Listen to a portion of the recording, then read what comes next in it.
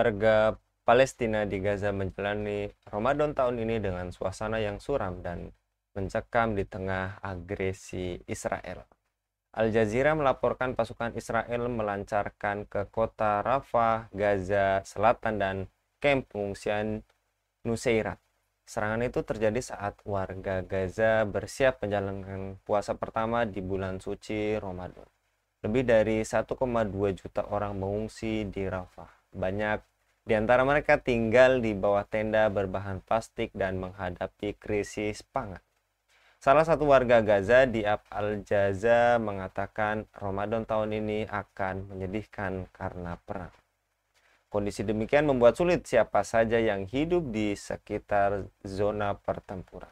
Apakah Israel semakin intensif serangan pada bulan Ramadan? Negara-negara G7 dan Amerika memimpin kekejaman ini. Apakah ada perintah Allah yang sengaja diabaikan, yakni memberikan nusroh kepada saudara-saudara muslim kita dari genosida dan kelaparan? Untuk membahasnya kami terhubung dengan Bung Iwan Januar, Direktur Siasa Institute. Kita sapa terlebih dahulu. Assalamualaikum warahmatullahi wabarakatuh, Bung Iwan. Waalaikumsalam warahmatullahi wabarakatuh, Bung Anggi. Kabar baik, Bung? Alhamdulillah, mudah-mudahan sehat ya. Alhamdulillah. Tapi tidak demikian dengan saudara kita ya, Bung, di Gaza sana karena Ramadan kali ini Betul, betul. sangat menyedihkan hingga tercatat lebih dari 72.000 terluka dalam serangan yang dilakukan penjajah sejak 7 Oktober lalu dan entitas Yahudi menjadikan kelaparan sebagai senjata perang. Dan bagaimana masa depan Gaza menurut Anda, Bung? Iya, Bismillahirrahmanirrahim. Kita sangat prihatin ya, dan ini tidak bisa kita tolerir lagi kebiadaban entitas Yahudi yang mereka melancarkan aksi brutal yang tepat kalau dikatakan sebagai genosida. Walaupun orang-orang Zionis menolak sebutan sebagai genosida, begitu pula sekutu mereka, Amerika Serikat, Inggris, Kanada, mereka menolak ini sebagai aksi genosida, tapi kita melihat ini betul-betul genosida dan bukan cuma kaum muslimin, tapi hampir seluruh dunia mereka sepakat untuk menyebut ini genosida. Jadi kalau kita melihat apa yang terjadi di Gaza sampai hari ini, kita khawatir tujuan genosida ini berhasil. Nah, kenapa demikian? Satu, ini serangan tidak pernah berhenti dan serangan ini dilakukan secara frontal, masif ya, dan kemudian tidak melihat kepada siapa korbannya, anak-anak, kemudian orang perempuan, ibu hamil, kemudian lansia itu dibunuh dengan cara-cara yang keji. Kita melihat dalam beberapa tayangan yang beredar di media sosial, eh, ada seorang ibu dengan anaknya dibidik oleh sniper, kemudian tewas tengah jalan, kemudian kerumunan massa yang mereka sedang mengantri makanan, ya itu juga diserang dengan serangan yang keji oleh Israel. Dan tadi sampaikan oleh Bung Anggi, sampai hari ini diperkirakan nih jumlah korban terluka tuh sudah mencapai 72.000 dan tanpa perawatan medis yang layak karena semua rumah sakit Gaza sudah hancur, sudah musnah. Kalaupun ada tenaga medis tersisa, itu dengan kondisi yang betul-betul terang, sangat amat terbatas, dan juga peralatan serta pasokan obat-obatan yang juga sudah sangat minim. Banyak warga, termasuk anak-anak yang mereka tuh dioperasi seperti atau juga mengalami penjahit ya pada luka mereka itu tanpa anestesi. Itu banyak sekali. Yang meninggal sudah mencapai lebih dari 31.000 jiwa. Sementara ini sekarang ini kalau terus-menerus terjadi pengepungan yang memblokir semua bantuan pangan, obat-obatan, ya, maka diperkirakan ada 800.000 warga Gaza ini terancam tewas karena kelaparan begitu. Jadi kalau kondisi ini berlangsung, saya pribadi sangat mengkhawatirkan, mencemaskan tujuan genosida entitas Yahudi ini akan mendapatkan hasilnya. Dan siapa yang paling bertanggung jawab? Ya dunia, terutama adalah para pemimpin dunia Islam. Begitu, Bung Anggi. Dan juga dikabarkan kelaparan demi kelaparan semuanya terjadi di saudara kita di sana, Bung. Apakah semuanya dibuat diam-diam dan sengaja dibuat dan disetujui oleh negara-negara G7 walaupun Amerika pun membentuk citranya mengirimkan bantuan melalui udara dan apakah memang kekejaman ini karena tadi G7 itu memiliki hak veto terhadap gencatan senjata permanen, Bu? Iya. Sulit untuk dibantah kalau mereka tidak terlibat di dalam aksi genosida ini secara tidak langsung ataupun langsung ya. Secara langsung kita melihat bahwa Amerika Serikat mereka masih memasok bantuan militer kepada Zionis Yahudi itu masih dilakukan oleh mereka. Secara tidak langsung mereka memblokade, kemudian juga mereka melakukan pembiaran terhadap kondisi kelaparan, kekurangan medis dan juga tentu saja pembantaian terhadap warga Gaza. Sehingga kalau mereka itu menolak terlibat, tidak mungkin itu mereka apa namanya bisa membantah karena faktual di lapangan kita bisa melihat keterlibatan negara-negara G7, Amerika, Inggris, Kanada, ya, Jerman.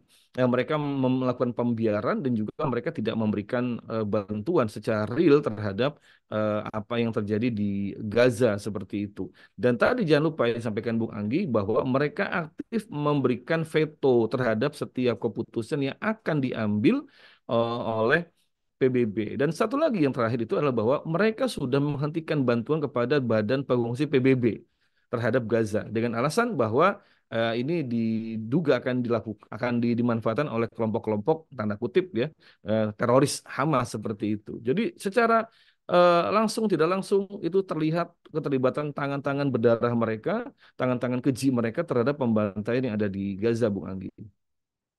Baik, Bung, dan juga tanpa akses yang aman terhadap produk yang bernutrisi seperti masyarakat melewatkan waktu makan dan sering menderita berbagai penyakit karena makanan yang tidak cukup selama berhari-hari. Selain boikot terhadap produk-produk yang terhadap pro Israel maupun sekutunya, apa saja yang langkah mendesak dilakukan umat saat ini, Bu?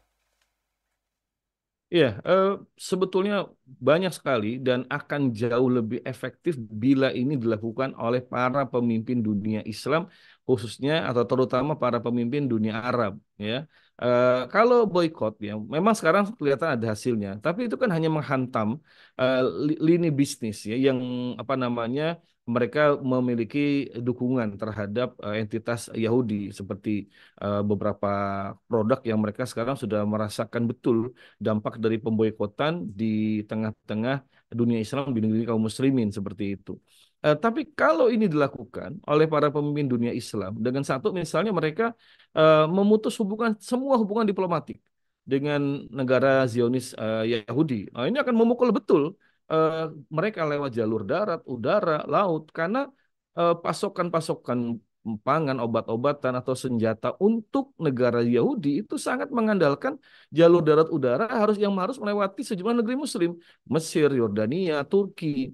Nah, begitu pula kalau ini ditutup, maka mereka itu akan terkucilkan, akan teralienasi dan akan kesulitan mendapatkan bantuan dari negara manapun. Kalau para pemimpin dunia Arab dan pemimpin dunia Islam mereka sepakat untuk memutus itu. Lalu yang kedua adalah memutus semua hubungan perdagangan.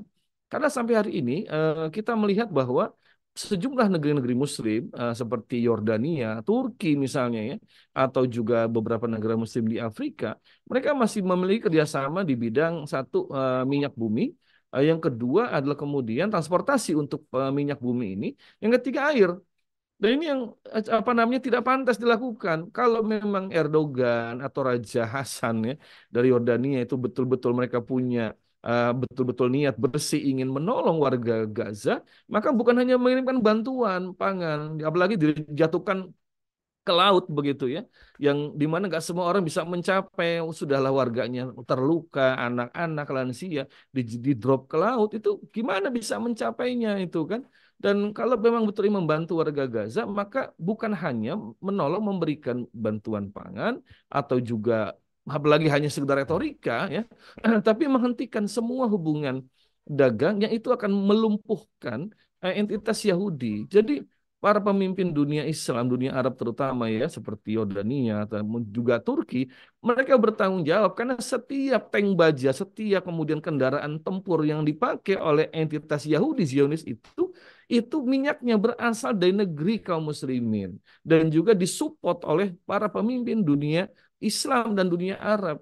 Harusnya itu hentikan. Dan yang ketiga, ini yang paling efektif adalah harus mengirimkan pasukan untuk menyelesaikan konflik ini. Coba perhatikan, Amerika tidak pernah minta izin kepada PBB atau pada siapapun mengirimkan bantuan senjata kepada Israel. Atau juga mereka menginvasi Irak, Afghanistan, tetap tidak pernah minta bantuan pada siapapun. Lalu apa yang membuat para pemimpin Arab ini mereka, pemimpin dunia Islam ini mereka kemudian tidak melakukan hal yang serupa untuk menolong saudara mereka di Gaza? Turki itu mengirimkan drone bersenjata untuk membantu Ukraina melawan Rusia. Tapi mengapa Turki juga tidak mengirimkan drone sama untuk menghajar Israel? Berarti menunjukkan memang hipokrit para pemimpin dunia Islam ini. Mereka ini mencari aman dan ingin memperpanjang jabatan mereka, Bung Anggi. Begitulah keadaannya. Baik, jadi Turki kali ini hanya sekedar retorika ya Bung, seperti headline pada berita ini, Betul, mengecam betul. menonton, ibaratnya PBB dan Barat cuma menonton, padahal dirinya pun menonton gitu ya Bung, nggak jauh beda. Apakah perintah Allah yang sengaja diabaikan para penguasa negeri Muslim, yakni memberikan perintah nusro kepada saudara-saudara Muslim kita dari genosida dan kelaparan ini? Ya di dalam Al-Quran Allah Ta'ala memberikan banyak ya perintah untuk satu memerangi orang-orang yang telah memerangi kaum muslimin dan yang kedua untuk menolong kaum muslimin. Wa in tansurkum fid din fa'alaikumun nasr. Begitu firman Allah. Dan jika mereka meminta bantuan kepadamu dalam masalah agama, fa'alaikumun nasr. Wajib kamu memberikan bantuan. Nah, ini sudah jelas ayatnya ya.